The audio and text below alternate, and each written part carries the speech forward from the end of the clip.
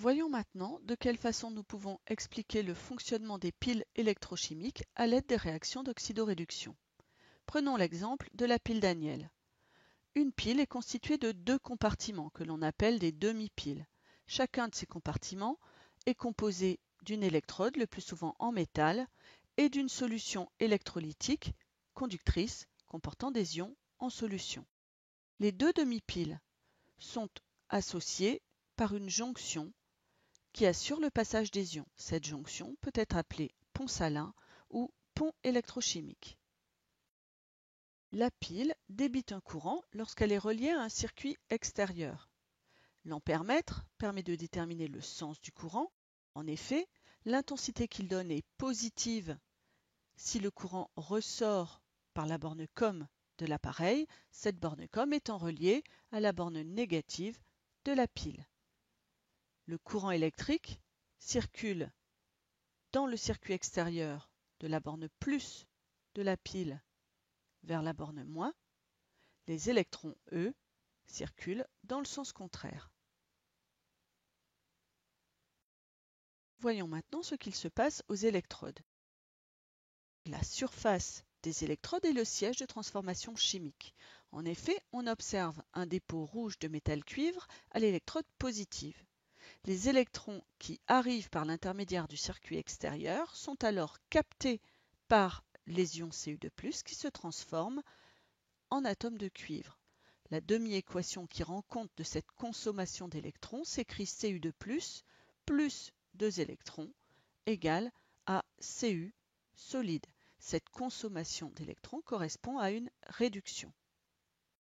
Si l'on observe l'électrode négative, on se rend compte que le zinc est progressivement consommé. En effet, il libère des électrons selon la demi-équation Zn égale Zn2+, plus 2 électrons. Les électrons libérés par chaque atome de zinc sont alors libres de se déplacer dans le circuit extérieur et d'atteindre l'électrode positive où les ions Cu2+, capteront ces électrons pour former des atomes de cuivre Cu. Aux électrodes, il se produit donc un transfert d'électrons. Au niveau de l'électrode négative, nous avons une libération d'électrons, alors que nous avons une consommation d'électrons au niveau de l'électrode positive. L'électrode négative est alors le siège d'une oxydation, alors que l'électrode positive est le siège d'une réduction.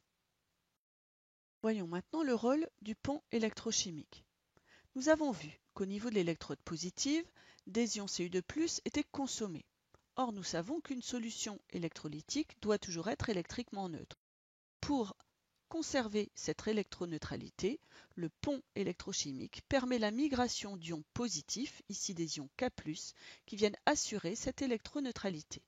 De la même façon, au pôle négatif, des ions Zn2+ ont été formés. Ainsi, pour assurer l'électroneutralité de la solution, le pont électrochimique assurera la migration d'ions négatifs, NO3-, qui permettent d'assurer cette électroneutralité.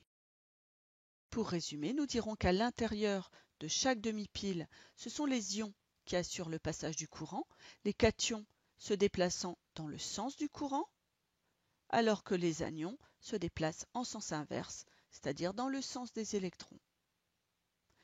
À l'extérieur de la pile, ce sont les électrons qui assurent le passage du courant.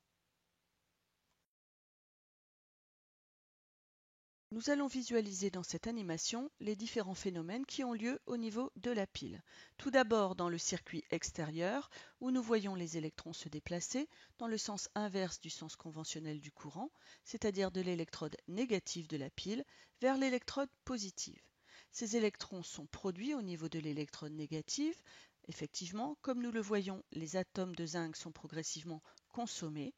Ils libèrent dans la solution électrolytique des ions Zn2+, et des électrons libres de se déplacer dans le circuit extérieur. Il s'agit ici d'une réaction d'oxydation.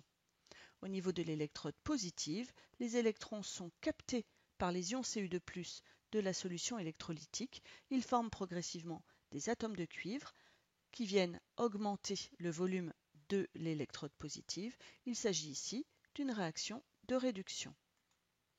À l'intérieur de la pile, le rôle du pont électrochimique est d'assurer la migration des ions qui permettent de maintenir l'électroneutralité de chaque solution électrolytique.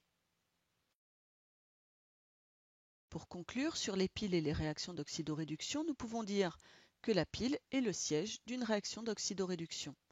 En effet, comme nous l'avons vu dans l'exemple de la pile Daniel, l'électrode positive, encore appelée cathode, est le siège d'une réduction.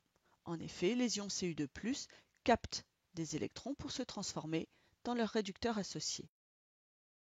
L'électrode négative, encore appelée anode, est elle le siège d'une oxydation. En effet, les atomes de zinc Zn libèrent des électrons pour se transformer dans leur oxydant associé. Chaque demi-pile est constituée d'un oxydant et de son réducteur associé.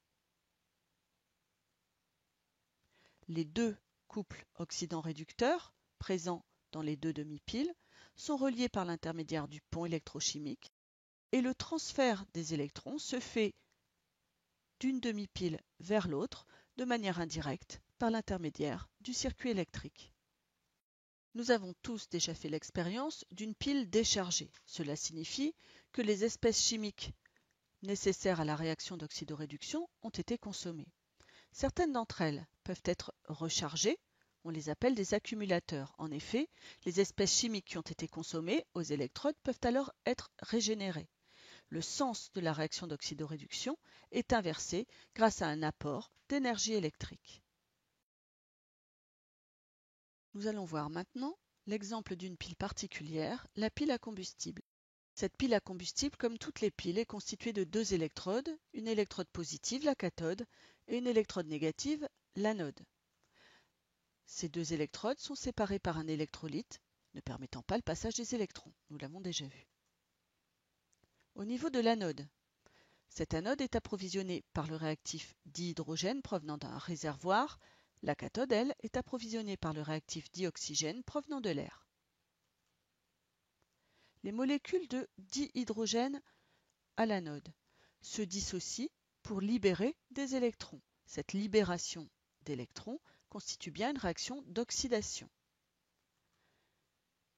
Les ions H+ formés peuvent se déplacer dans l'électrolyte, alors que les électrons, eux, se déplacent dans le circuit extérieur et créent ainsi un courant électrique continu. Au niveau de la cathode, les électrons provenant du circuit extérieur, les ions H+ présents dans l'électrolyte et les atomes d'oxygène du dioxygène de l'air se recombinent pour former des molécules d'eau.